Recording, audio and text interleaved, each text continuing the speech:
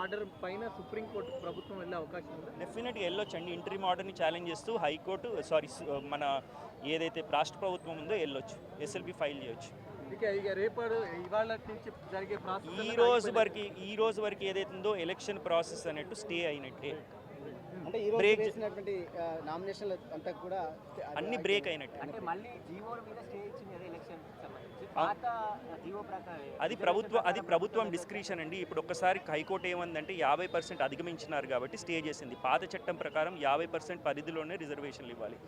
మళ్ళీ ప్రభుత్వం అనుకుంటే, అది ప్రభుత్వం ఎలక్షన్ కమిషన్ అనుకుంటే మళ్ళీ ఆ యొక్క రిజర్వేషన్స్ తగ్గించి 50% లోపలికి తీసుకొచ్చి ఫ్రెష్ నోటిఫికేషన్ ఇస్తారా, లేకపోతే ఈ ఆర్డర్ని సుప్రీంకోర్టులో ఛాలెంజ్ చేస్తారనేది the ball is in the governments court.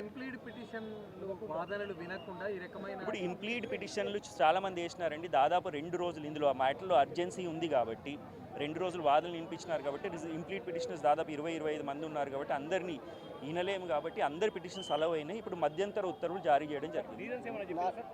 Court reasons ఏం చెప్పలేదండి. వైడ్ సెపరేట్ ఆర్డర్ అంటే మళ్ళీ డీటెయిల్డ్ ఆర్డర్ ఈరోజు సాయంత్రం కానీ రేపు కానీ అప్లోడ్ అవుతుంది. ప్రస్తుతానికైతే ఈ ఇంప్యూన్ జియోని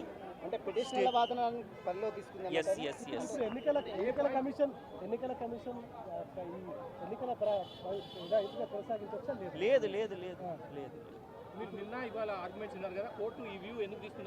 నేను ఇంతకుముందు చెప్పినాను కదండి, కోర్టు వ్యూ తీసుకోవడానికి కారణం ఏందో వాళ్ళు ఎప్పుడైతే డీటెయిల్డ్ ఆర్డర్ అప్లోడ్ అవుతుందో అప్పుడే తెలుస్తుంది. కానీ ప్రైమా ఫేసి మాకు అనిపించేది ఏంటంటే పిటిషనర్స్ తరఫు నుంచి ఏదైతే 2 సుప్రీంకోర్టు జడ్జ్మెంట్స్ని వాళ్ళు ప్లేస్ చేసినారు కాబట్టి ఆ జడ్జ్మెంట్స్ని ఆధారం తీసుకొని ఈ స్టే ఇవ్వడం జరిగింది.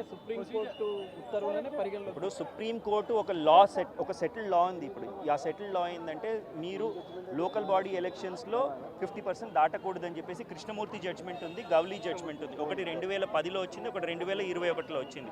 ఒకటి 5 జడ్జిల ధర్మాసనం, ఇంకోటి 3 జడ్జిల ధర్మాసనం. ఈ 2 కేసులలో కూడా లోకల్ బాడీ ఎలక్షన్స్లకు సంబంధించి 50% దాటకూడదని చెప్పేసి ఉత్తర్వులు. రవివర్మ గారు ఏమన్నారంటే వారు డిస్టింగ్విష్ చేసే ప్రయత్నం చేశారు. వాళ్ళు ఏమన్నారంటే ఇందిరాసాని జడ్జ్మెంట్ చూపిస్తూ ఇందులో 50% అధిగమించవచ్చు అని చెప్పారు. అంతేకాకుండా వాళ్ళు ఏమన్నారంటే ఒక్కసారి ఎలక్షన్ ప్రక్రియ మొదలు పెట్టింది కాబట్టి ఎలక్షన్ ప్రక్రియను ఆపరాదని చెప్పినారు. రెండోది ఏంటంటే రైట్ టు ఓట్, మీకు ఓటేసే హక్కు కానీ మీది ఫండమెంటల్ రైట్ కాదు కాబట్టి, ఎలక్షన్లో కొట్లాడడం ఫండమెంటల్ రైట్ కాదు కాబట్టి పిటిషనర్స్కి హైకోర్టుని ఆశ్రయించే హక్కు లేదని చెప్పి వాళ్ళు ప్రధానమైన వాదన. ఇంకో వాదన ఏంటంటే కేవలం 15% ఓసీలు ఉన్నారు ఈ రాష్ట్రంలో, వాళ్ళకి దాదాపు 33% రిజర్వేషన్ ఇస్తున్నారు కాబట్టి అని చెప్పడం చెప్తున్నారు. మనం లోపల కూడా పెట్టాలి.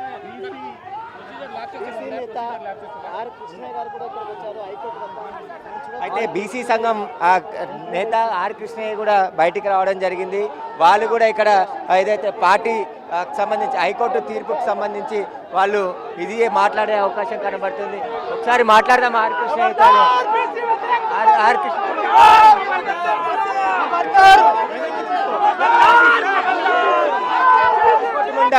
ఆందోళనకు దిగడం జరిగింది. ఒక్కసారిగా ఉద్రిక్త పరిస్థితులు ఇక్కడ నెలకొన్నాయి.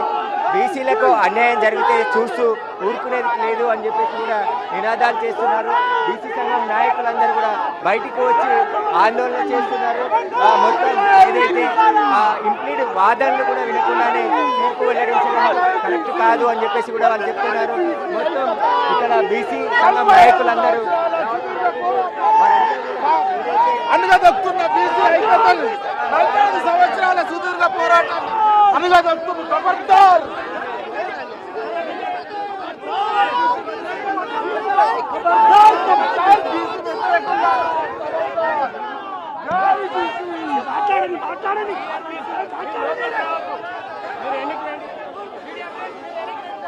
ఇక్కడ బీసీ సంఘం నాయకులంతా కూడా ఆందోళనకు దిగడం జరిగింది. హైకోర్టు ముందు ఆందోళన చేస్తున్నారు. బీసీలకి అన్యాయం జరుగుతుంది, కోర్టులో న్యాయం జరుగుతుంది అనుకున్నాం కానీ జరగలేదు అని చెప్పేసి ఆందోళన చేస్తున్నారు.